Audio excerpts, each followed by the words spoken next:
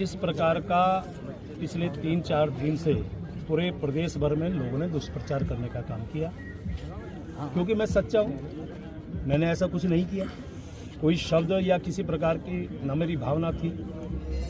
और मैं माँ के पावन चरणों में सिर्फ ये कहने के लिए आया था, हे माँ मेरे साथ न्याय कर, क्योंकि मैंने कोई गलत काम नहीं किया, ना मैं किसी को गलत कहा, न कभी मेरी मंशा थी, न है, न रहेगी, न सोच सकता हूँ। मैं यहीं पैदा हुआ हूँ। मेरा जो आप यदि देखें मेरा पुराना सारा इतिहास, मेरा परिवार एक बहुत संस्कारी परिवार है, संघर्षशील परिवार है। खुद मैंने चाहे राम जन्मभूमि का प्रकरण रहा हो, चाहे उत्तराखंड आंदोलन रहा हो, मैं अभी एक उत्तराखंड आंदोलन की बात आई, जरा मैं उनसे सिर्फ ये फोटो दिखाने के लिए आपके माध्यम से कि आप देखिए कि ये मैं नीचे लेटा हूँ और कितने पुलिस वाले मुझे पीट रहे हैं।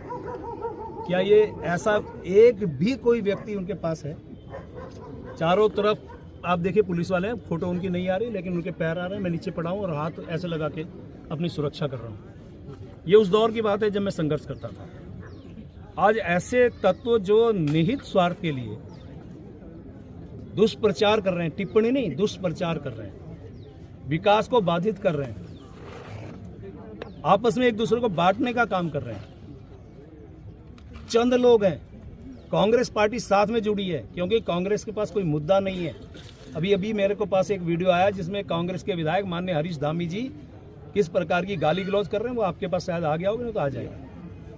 मदन बीस जी जिनसे संबंधित विषय है, वो कह रहे हैं कि नहीं मेरे सामने कोई बात नहीं हुई, ना मेरे सामने किसी ने कुछ कहा।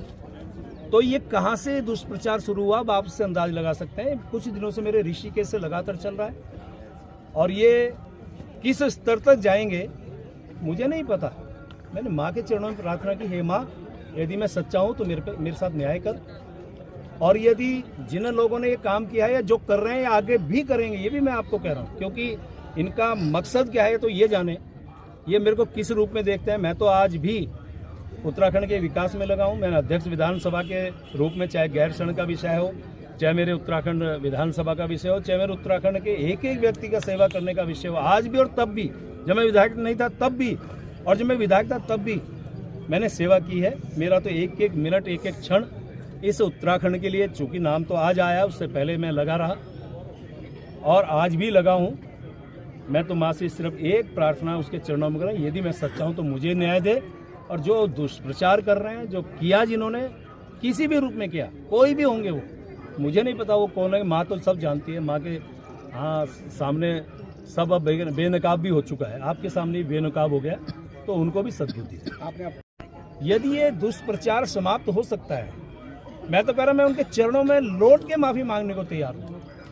लेकिन आप दुष्प्रचार करना तो छोड़िए, समाज को बांटना तो छोड़िए। आप इस विकास के लिए आइए ना। मैं तो 1000 बार आपको आह्वान किया कि आइए मेरे इस उत्तराखंड के विकास के लिए, मैं आपके साथ चलने को तैयार हूँ। आप आइए तो सही, विकास में कहाँ है वो जरा बताएं तो सही। क्या हमारा उत्तराखंड जो आज 25 साल का हो रहा है, हम इसे आगे ले जाने का जो माननीय मुख्यमंत्री जी आह्वान किया है, क्या हम उनके आह्वान को आगे बढ़ाने के लिए अपने आप को आगे नहीं ला सकते?